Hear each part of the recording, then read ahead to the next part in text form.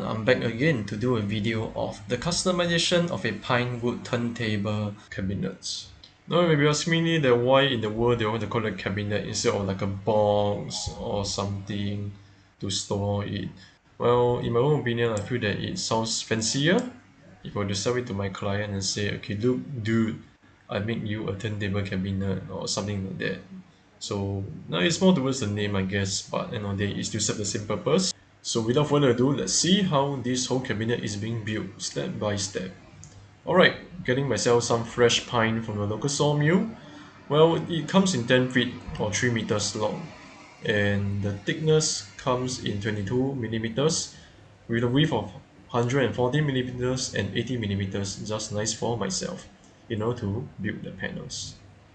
Now I'm just doing some adjustment of the length in order to cut, and I make use of a makeshift jig that you can see all the way on the left with some easy clamp that I clamp it so that I can cut out the different and uniform dimensions that I want in order to build the panels for these whole cabinets. Yep, so these are all the different pieces that I had accumulated before gluing them.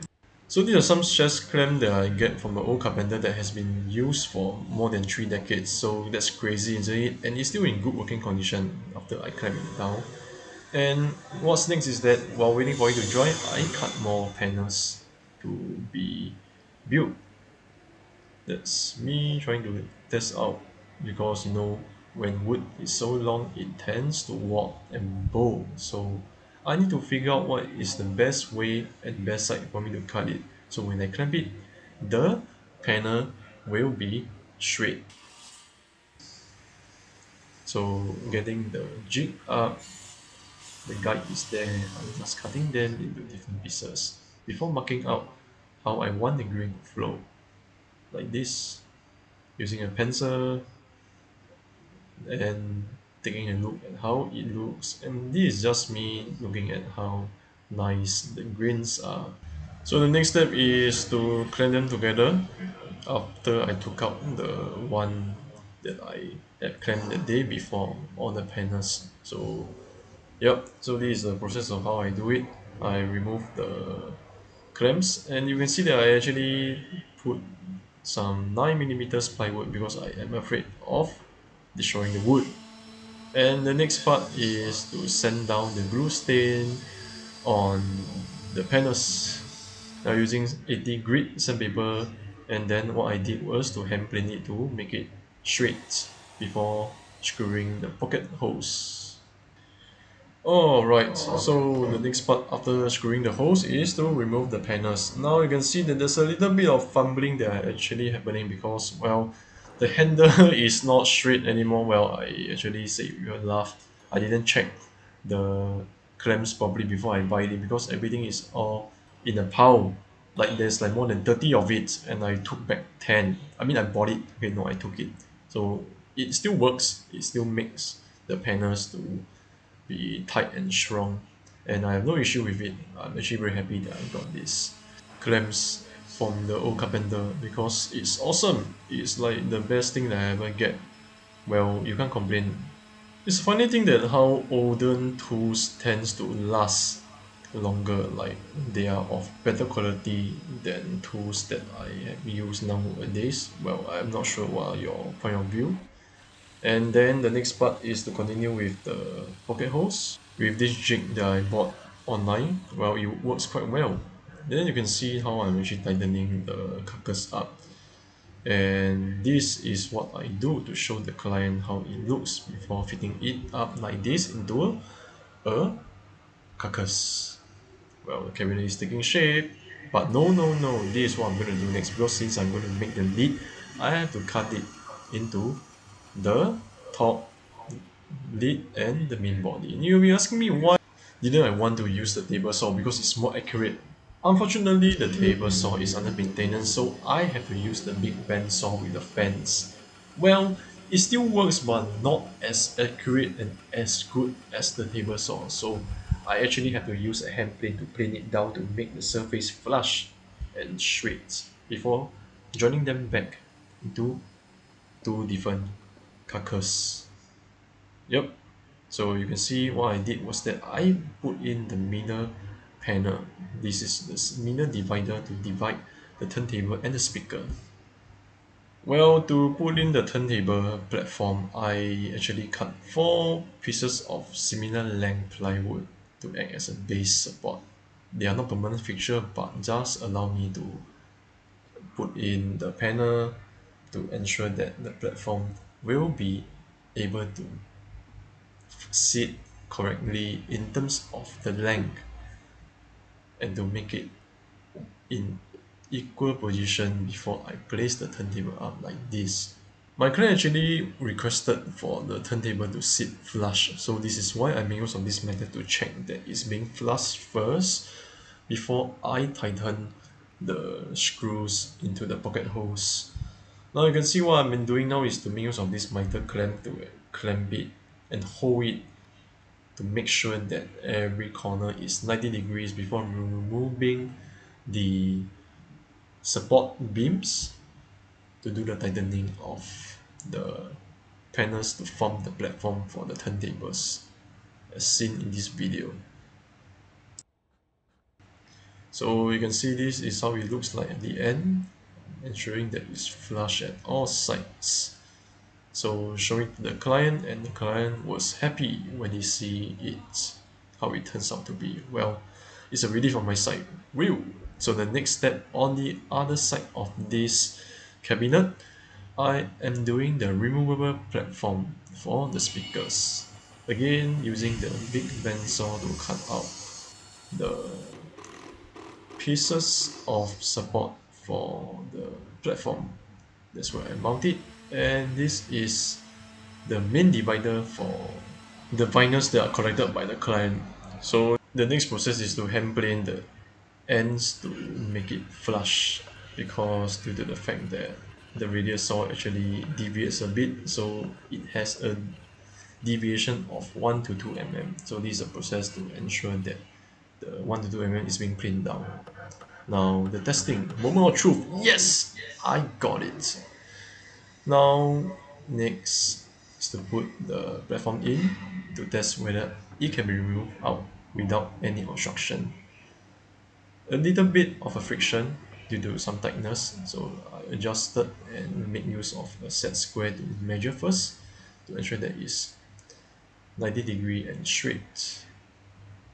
Again, using miter clamps to clamp it down to form a 90 degree. And that's me fumbling because it was late into night and I can tell that my brain is not working anymore. Too many steps. Well, that's just me. And testing it. Well, well done. Good to go. Time to do the screwing work. But hey, no, before that, I need to test first to ensure that even from the bottom, it can be removed easily. So, yep, once everything is done, I continue with the screwing. So you see, ensuring that everything is fitted 100% correctly. Before moving on to the next step is to continue with the holes for the lid, where I'm doing pocket holes to attach to the panels at the top. Now, you'll be asking, why do I not want to just use glue? Because I want to ensure that after years of using with the impact, it can still hold well. By combining glue and screws, I feel that this is the best combination to ensure that it can last a long time, that can be passed down. So this can actually be a family heirloom. Wells. Okay, so the next step is to drill holes to secure the main body with the bottom panels. Now you can see what I'm doing over here is doing some counterbore and then doing some flush trimming with a trimmer before using a round over bit to round the corners to make it look nicer with this round over gradient that you can see over here. And next is to mark out the lid for the turntable. Well, another request by the client because he wants it to sit flush together. Well, I will show how it looks like. Before that, I used the big pencil to cut the curvature again. So, well, this is a one try that I want to do to ensure that there's no mistake. So it's a very slow process that I do. And making some very careful sanding with the sander to ensure that the gradient and curvature is set right before I do the test fitting like this. Nice. Well, I'm happy with what it happens. Of course, I want to trim it down, and there's only one try because I want to take it as a challenge that I didn't want to do it the second time. You can see from the start of the video, this is what I achieved. Well, I'm so happy that it happens when it fit nicely. Then, did you feel happy for me?